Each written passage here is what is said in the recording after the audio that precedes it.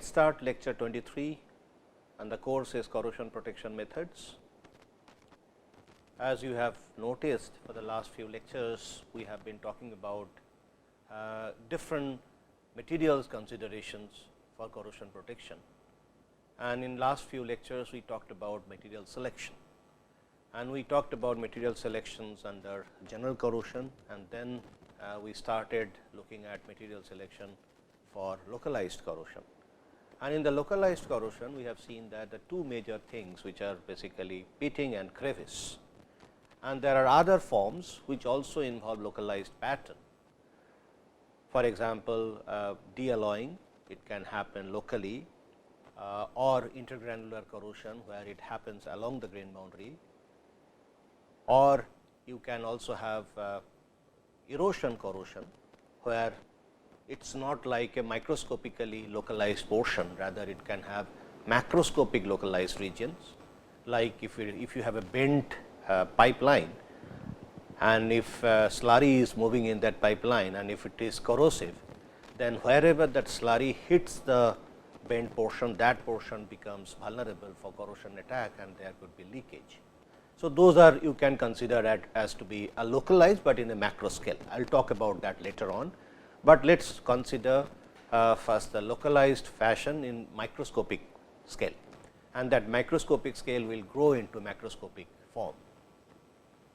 Now, we talked about pitting. It starts with a very localized positions and then it grows and then forms a macroscopic pit. So, at times it can go to macroscopic region, but mostly it stays with microscopic scale.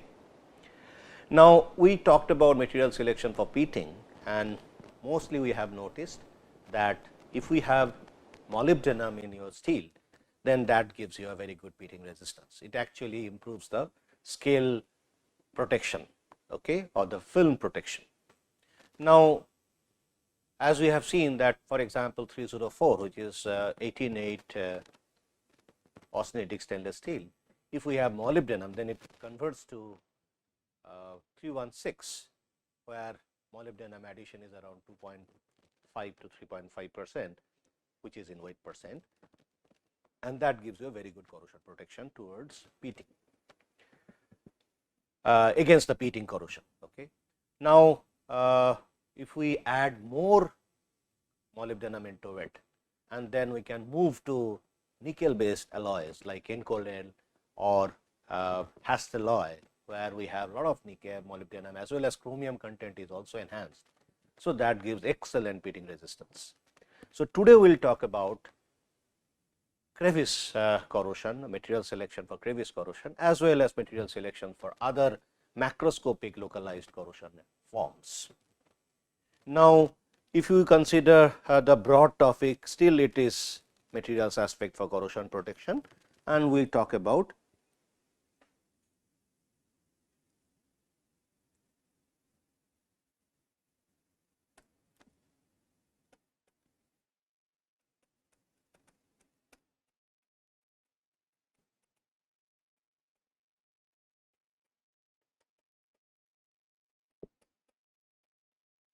crevice corrosion. In fact, if we look at the crevice corrosion part, it poses two challenges to us. One is of course design challenge, that means crevice, what are the challenges it proposes? It actually poses us, this is challenges. One is design challenge,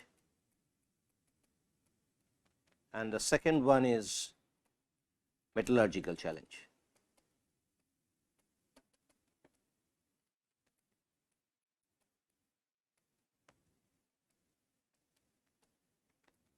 Now, if we look at this design challenge, we have had a good amount of discussion on this design challenge, and there we have looked at from the point of avoiding crevice in a component, okay, like corners. If we have corners, then you make it rounded, crevice is avoided, the crevice corrosion can be avoided to a great extent.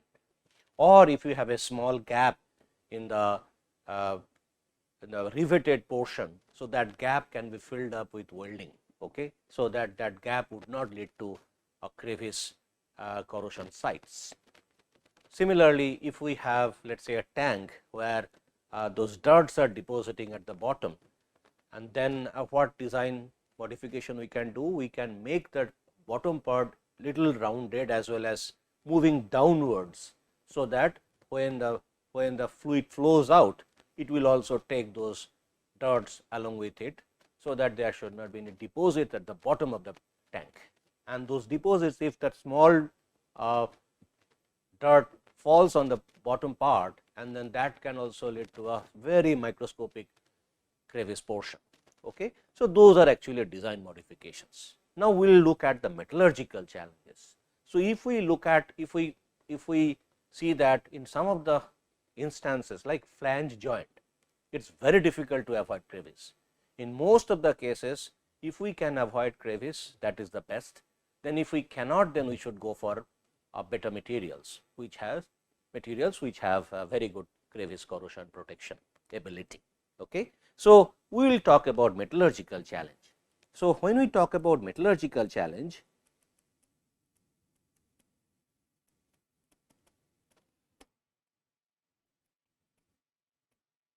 fine.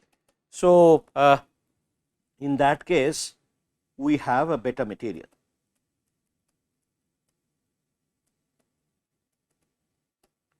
So, the material which shows a very good pitting resistance, for example, 316 stainless steel, which is austenitic, but having molybdenum of the order of around 3 weight%, that can give you a fairly good crevice resistance or crevice corrosion resistance. So, now we can talk about 316 stainless steel. Now, if we want to have a better crevice protection, we can go to 316L stainless steel. So, 316L means it is a low carbon. Here carbon content could be of the order of 0.08%, it is all in weight%, and when it is becoming L, that means low carbon, that time carbon could be order of 0.03, that is the level of carbon percentage, so that the chromium carbide formation is avoided. So, this is one material that can be used. For example, in some of the instances where severe corrosive fluid is handled, like a pipeline which handles seawater or hot seawater, which is extremely corrosive. So, there even this 316 SS cannot work. So, we have to go for a much better crevice corrosion resistant alloys. So, those alloys are basically nothing but titanium or titanium based alloys. So, now commercial pure titanium can be made of can be used for making pipeline holding those extremely high corrosive chloride based corrosives like hot NaCl solution. So, commercial titanium alloy, commercial titanium, pure titanium.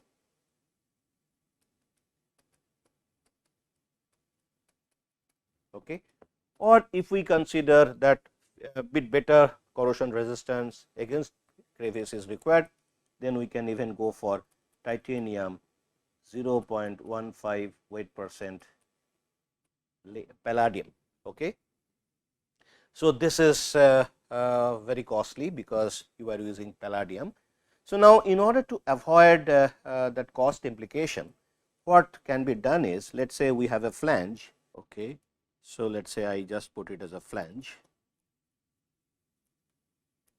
So, the flange making can be with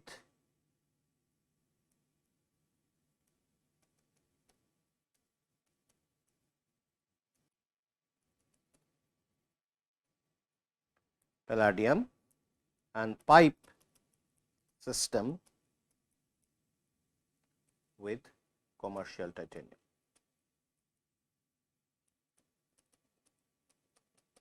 Okay. So, that way we can actually avoid cost implications. So, the flange portion actually contains the crevice part. So, that can give a very good crevice corrosion resistance, and rest of the pipe system which is made up of commercial pure titanium, that has fairly good corrosion resistance when there is no crevice present. So, that way, and also if we see titanium 0.15% palladium and titanium, that junction if we consider the galvanic effect, that galvanic effect can be also minimized to a great extent, because it is the same base metal with a little bit of palladium in one case, another case there is not much of other elements present, it is a commercially pure commercial titanium or commercial pure titanium. So, that way this is a cheaper options. Okay, cheaper option. So, this is another material which can be used. Even people can use some of the materials like cupro-nickel can be used for having crevice resistance under mildly corrosive conditions. Fine. So, so these are the materials which can be used for crevice corrosion to prevent the material from getting attacked by strong corrosives when the crevice is present in that particular structure. Now, let us look at this is about the crevice part, which is another localized form, which is extremely localized form, and as you know that for the crevice to form, 4 conditions are to be satisfied. One is definitely you have to have a crevice where access to the solution is there, but there is not much of churning or it is a stagnant condition. So, the stagnancy, so that means the crevice point should be as wide to get an access for the corrosive to enter, and second one is that particular crevice point should be fine, so narrow enough to maintain stagnancy. So, these 2 conditions are the first 2 conditions, and then the second condition, of course, there should be difference in oxygen content. Okay. There should be presence of chlorides. Okay. So, then that can have a fantastic cohesive situation for forming crevice corrosion, okay, or crevice corrosion attack sites. Now, let us look at some of the corrosion forms which are also localized in if you consider the pattern wise. For example, de-alloying. De-alloying is can be seen over a area, but that can be locally situated in a on a pipeline, let us say plug type de-alloying portion. Fine. So, you have let us say this is my pipeline, you can have a kind of de-alloying at the local portion. This is de-alloying portion. So, that can be looked at from a macroscopic localized attack. Okay. So, this is de-alloying. So, now if we consider, so that means let us talk about material selection for de-alloying.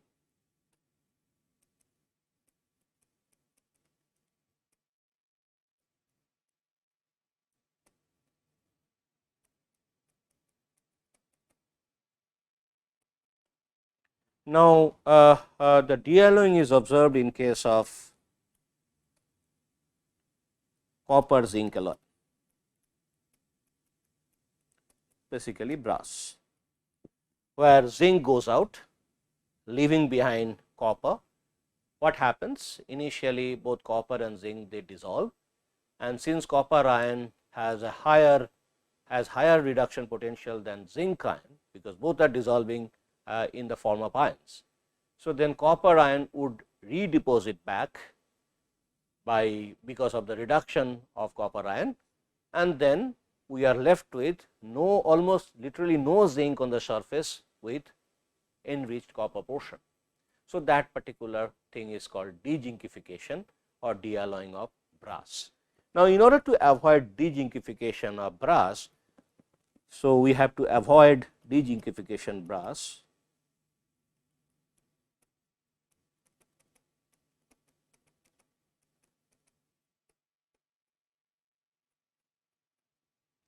So, in order to avoid, we can go for addition of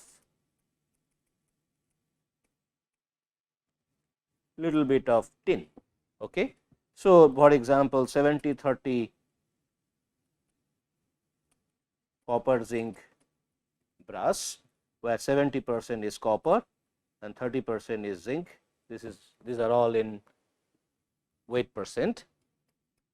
So, there we can modify it like this: 70, maybe 29% zinc, 70% copper,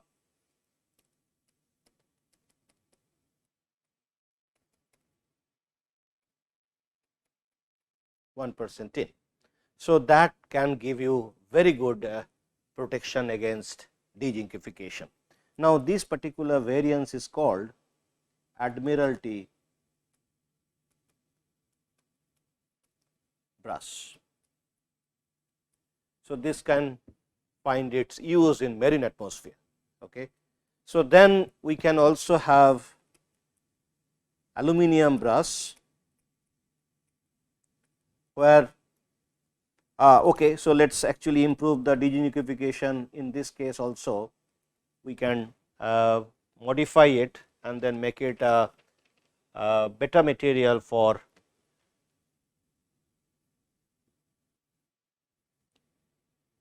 having protection against dezincification. So, we add little bit of arsenic, small amount, let us say 0.04 to 0.06 percentage arsenic. If we add, it can actually provide much better protection against dealloying or dezincification. Now, what this arsenic does, when we have the process started for this dezincification, that means copper ion and zinc ion both are dissolving in the form of ions, as well as arsenic also goes out. Now, arsenic can form a film on top of the zinc brass surface, so that the redeposition of copper can be avoided. So, that means to complete the process of dezincification, we have to have copper plus plus as well as zinc plus plus ion formation. So, the next step is copper plus plus takes 2 electron and then redeposit.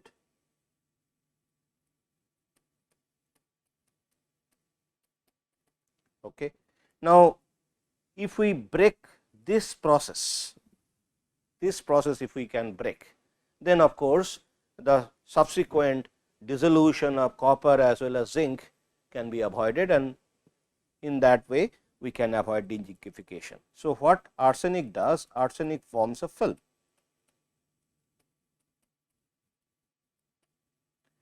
and make sure that this is avoided. Okay. So, that is the function of arsenic. So, in fact, we can have another material which is aluminum brass, where we have aluminum of the order of 2%.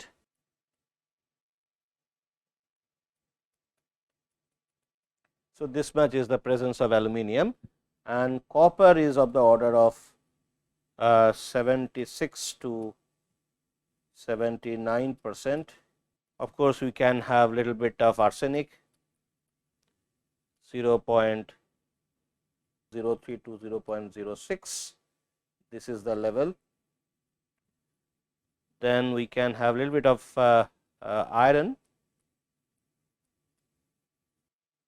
We can have little bit of lead of the 0.07, and the rest is zinc.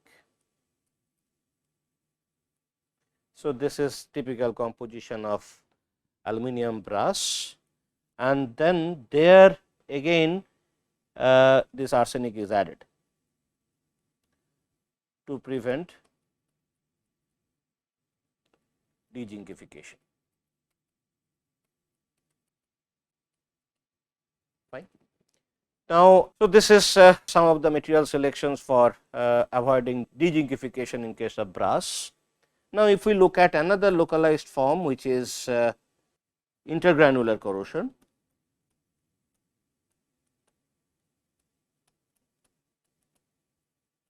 Okay. So, we can take reference of 304 stainless steel, and this is also localized form, but it does not form like it can be a combination of several pits. For example, if you have a structure like this,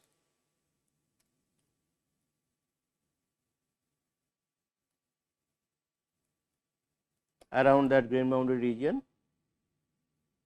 So, this is blue color region, are basically vulnerable for attack, Crevice attack, when there would be formation of chromium carbide.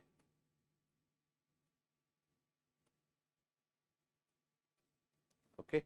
Now, attack would happen through this route, and there could be formation of several pits along this line. Those pits are forming like that. So, those pits can be interconnected, and then it can also make a kind of a path for material in the solution ingress or the corrosive ingress. And if we have a stress factor associated with it, let us say stress is active like this particular segment can have a crack formation too. Now, in order to avoid, this is also localized, but you could see that this localized form is not due to crevice, it is basically due to formation of chromium carbide along the grain boundary. Now, that form of intergranular corrosion, if we talk about only 304 situation, we can avoid this chromium carbide formation, and by employing different processes like heat treatment, proper heat treatment, that is coming in the processing part. Then we can also make sure that we do not use some of the processing routes, like if we try to weld, we should not use gas welding, rather we should use arc welding. So, that the time of retention at a high temperature, and most important is within that sensitization temperature, which is around 450 to around 700 degrees Celsius, that range we must make sure that in that range the material or stainless steel should not spend much time. So, because there we have chromium carbide formation. So, if we can avoid that, definitely we can avoid intergranular corrosion, because chromium will be everywhere distributed homogeneously. But if we do not have that, only if we look at the materials perspective, we can have one is carbon content should be very low. Okay. So, generally in 304 carbon content is about 0.08%. So, if we can somehow make it low carbon, which is around 0.02 to 0.03%, then for the chromium carbide formation we do not have sufficient carbon. Okay. So, then definitely we can avoid chromium carbide formation along the grain boundary, and we can avoid intergranular corrosion. This is one. And the second part, if we have some sort of elements like titanium or niobium, they have higher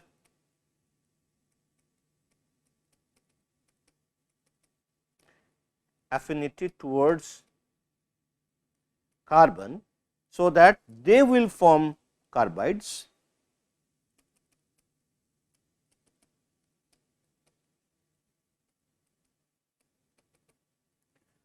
Hence, for the chromium carbide formation, the carbon availability will be very less, and then chromium carbide will not form.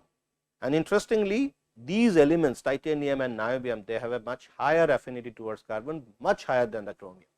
So, that means whenever there is a possibility of carbide formation, they will they will go and then form carbide. So, now when we add this titanium and niobium, that carbide formers, strong carbide formers, we actually give a name to that steel. We name it as stabilized stainless steel. Fine. The stabilized stainless steel comes from the addition of those higher carbon affinity elements like titanium or niobium. Fine. Now, when we have low carbon, we generally put a signal, we put a sign called L. So, for example, 304 L means the carbon content is low with of the order of 0.02 to 0.03, or we can have mentioned like this 316 L, where 304 and 316, the main difference is we have added molybdenum into 304 and to convert it to 316, and if we reduce carbon from 0.08 to 0.02, we make it as 316L. That is the nomenclature we use, fine. So, that way we can actually avoid intergranular corrosion. And intergranular corrosion, the main philosophy is somehow the potential difference between the grain boundary and grain body should be minimized. Okay. If we have excessive potential difference between the grain boundary and grain body because of something, because of de-alloying along the grain boundary or because of precipitation along the grain boundary, that could lead to a potential difference and that would lead to a serious implication and it can form intergranular corrosion, because the corrosion attack site will be along the grain boundary. The region, for example, let us say here we are having chromium carbide. So, that means the chromium carbide is positive or noble in nature compared to the grain body, where just surrounding that where chromium is less, okay, it can go below 2%. So, that means that small narrow region is basically acting as negative terminal or the anode, and that chromium carbide enriched portion is acting as cathode or positive terminal. So, there will be a galvanic current and there could be a strong dissolution along those chromium depleted zone, right. So, this is because of that there could be a possibility of formation of anodic precipitates which can dissolve, okay, and that way along the grain boundary, exactly along the grain boundary dissolution can happen, because those anodic precipitates can dissolve out. So, in copper based alloy system we can experience such kind of situations. So, this is about intergranular corrosion, where we have to avoid potential difference because of some phase transformation or microstructural change along the grain boundary, then we can avoid intergranular corrosion. Now, coming to another form of localized attack, which is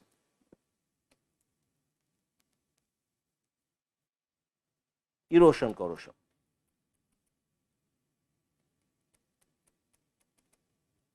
Okay.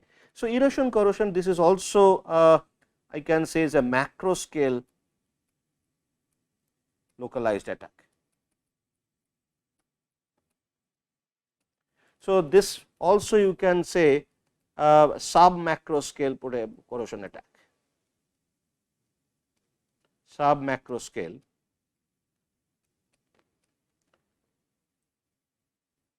localized attack, because there is a band, along that band it happens, and whereas in case of dezincification we can make it as again localized form or macro scale localized form. Okay. Now, if we talk about erosion corrosion, why you are putting this macro scale? For example, if you have a bend like this, fine, and some slurry is moving at a high speed, when it hits this particular portion, so that means this portion is liable for excessive wear as well as corrosion, and there could be a leakage, and this leakage is happening in that particular entire pipe system. Leakage is happening at the point of the bend where the fluid is hitting. So, that is what it is in the macro range, but it is also localized. So, this case we have to be bit careful in selection of material, because it is not only corrosion resistant, it has to be wear resistant too, because both effects, wear as well as corrosion, both are combined together. So, that means erosion is basically corrosion. Erosion corrosion, if we look at corrosion plus wear. So, there are two extremes. When there is stagnancy, then it will be electrochemical, so which is falling under corrosion field, extreme field, or if there is a rapid movement of particles and there is a wear effect. For example, when in the wind, when if there is a wind flow and that wind flow is actually eroding the surface, that will consider as a wear, because for corrosion to take place you need time, wear can happen quickly. Okay. But in case of erosion corrosion, corrosion and wear both are going hand to hand. Now, that case, as we have mentioned, that the material should have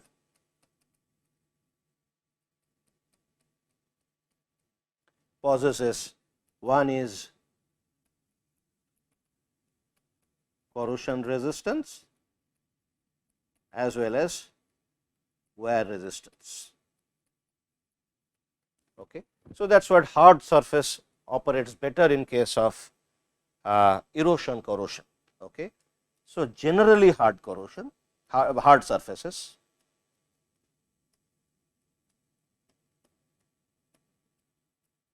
generally hard surfaces can give you a very good erosion corrosion resistance.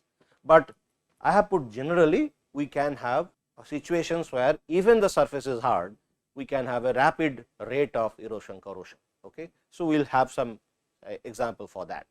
Now, when we talk about corrosion resistance, so there could be two situations. Situation 1, where material is inherently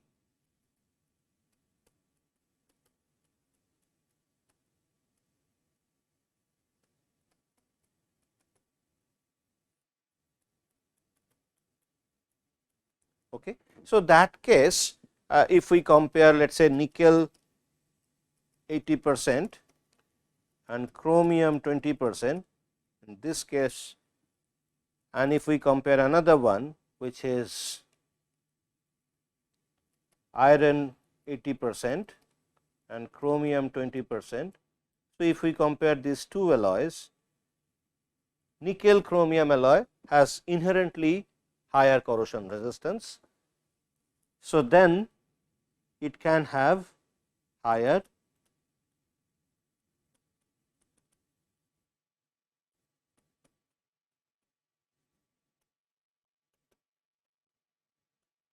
so this material can provide higher corrosion erosion corrosion resistance.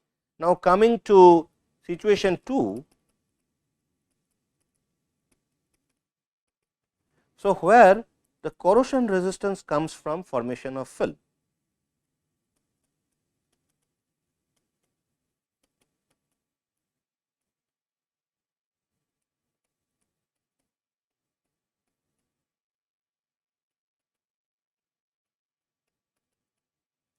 Or protective film. So, their situation becomes bit tricky in the sense that depending on the concentration, depending on velocity, depending on whether it is a clean solution or emulsion, situation can differ. Okay.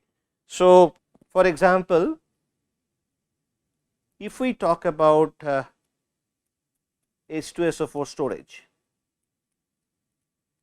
okay, we generally use lead, we can use lead tank or lead container or let us say lead pipe which flow where through which sulfuric acid is flowed. Now, this particular situation, it forms lead sulfate layer and that lead sulfate layer gives you very good erosion corrosion protection, okay, provided this particular material is of low concentration. Okay. So, that time this gives you excellent erosion corrosion resistance.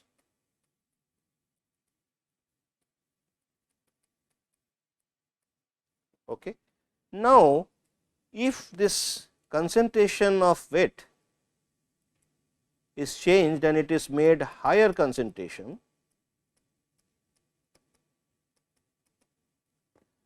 so higher concentrated highly higher concentrated H2SO4 solution, it can dissolve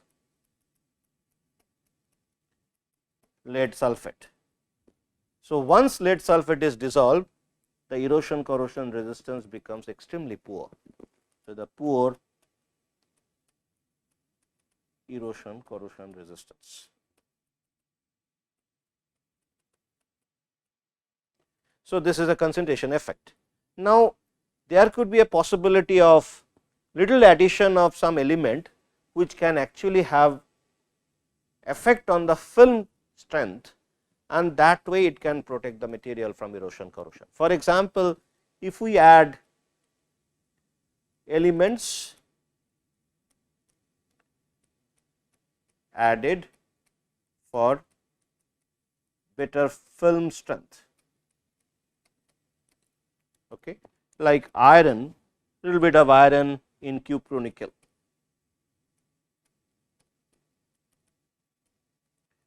or molybdenum addition in 304 stainless steel.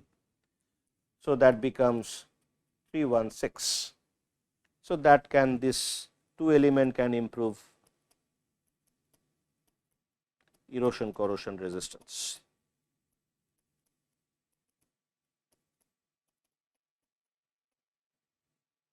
Okay. So, it can improve it.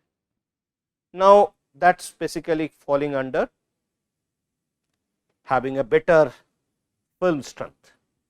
Now, when we talk about these additions like molybdenum, that actually makes it very costly. For example, 316 or 304, these are costly materials. So, one of the cheaper materials which can be used for making for erosion corrosion point of view. So, that is high silicon steel. Let us say silicon content is of the order of 14%. So, this is very cheap material for erosion corrosion point of view.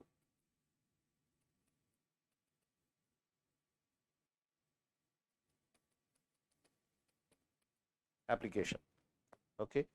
Now, coming to this part, as we have indicated that material should possess two properties. One is corrosion resistance, which can come due to its inherent high corrosion resistance, or it can form some film which has a very high corrosion resistance.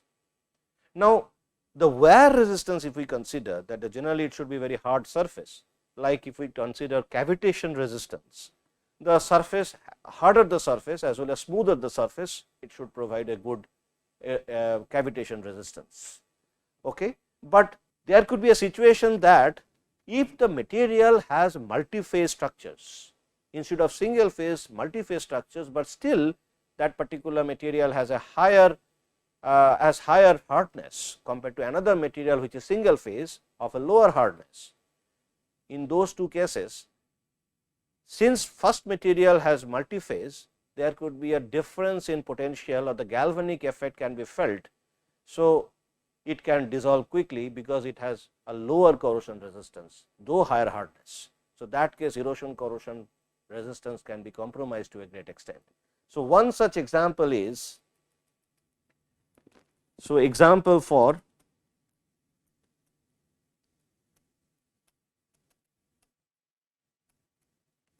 hardness, but poor erosion corrosion resistance.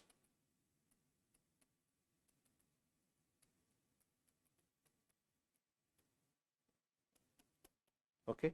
So, like if we consider 329 stainless steel as well as 316 stainless steel.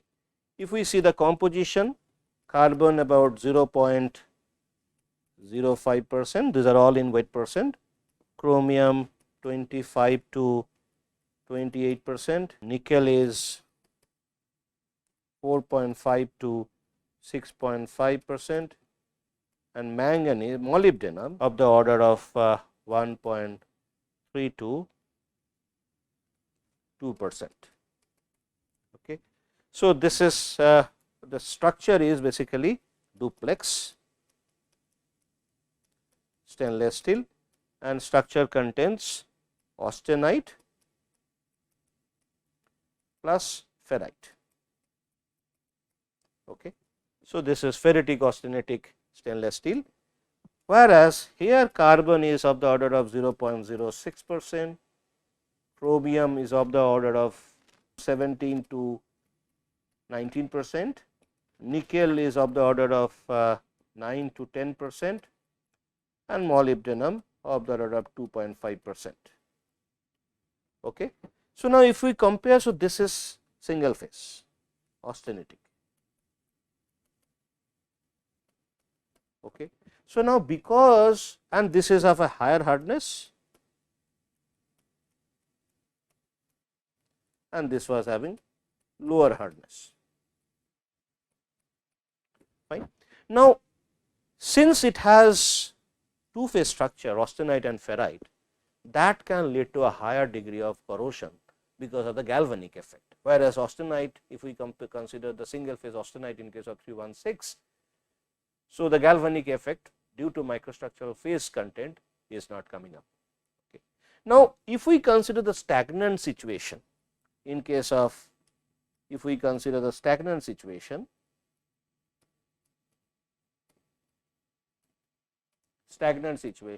both gives you fantastic corrosion protection when we handle sulfuric acid slurry.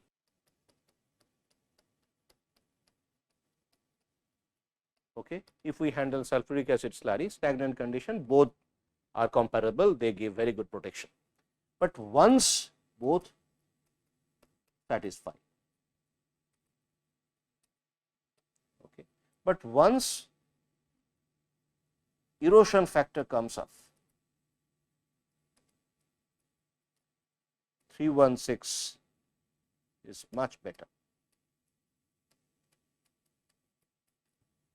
material. In fact, in some cases people have noticed that duplex stainless steel of that much of chromium, around 25 to 28% as well as molybdenum, it has a 10 times lower erosion corrosion resistance than 316 in sulfuric acid slurry. So, this is one classic example that even if it is higher hardness, it might give you a very poor erosion corrosion resistance. So, we have to be careful. So, that is what it is very important that when we do select some material, there should be a proper laboratory testing as well as pilot testing before we induct that material for a particular use. Now, finally, people use non-metals. See, if we talk about use of non-metal,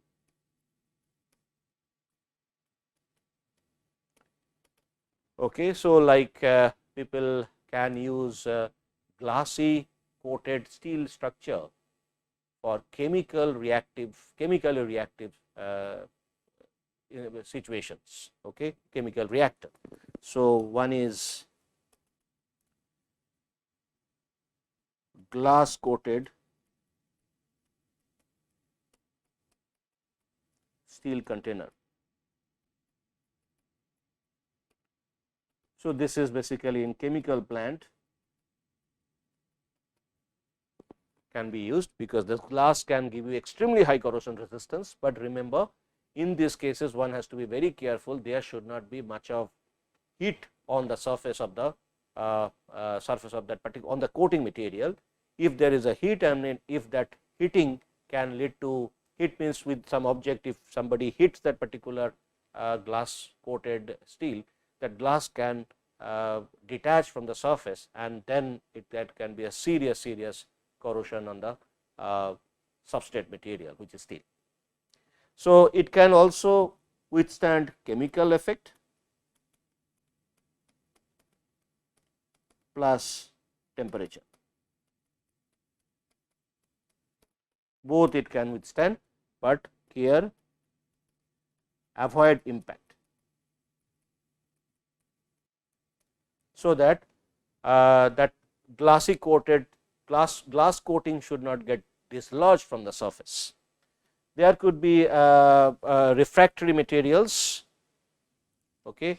For example, one such example is acid proof brick,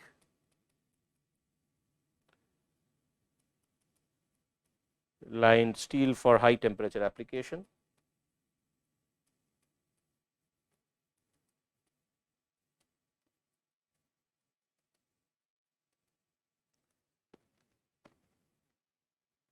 Or one can use rubber lined steel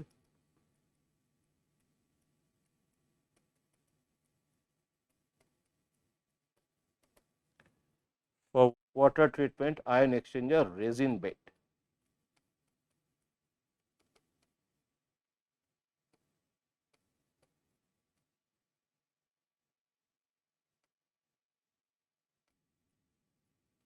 Okay. So, there one can use rubber lined steel. Now, if we see that we have briefly covered some of the material selections under general corrosion as well as localized corrosion. In the localized corrosion, we have taken two instances. One is extremely microscopic defects like crevice or pitting. Even we have also looked at some of the macroscopic or submacroscopic localized attack like erosion corrosion or dealloying or even intergranular attack. So, those cases we have seen and tried to understand what kind of material can be chosen for those applications. So, now we end our discussion on materials aspect for corrosion protection. From the next class onwards, we will talk about the environmental aspects like how can we change the environment or the corrosive condition, so that we can have better protection. So, till then, thank you.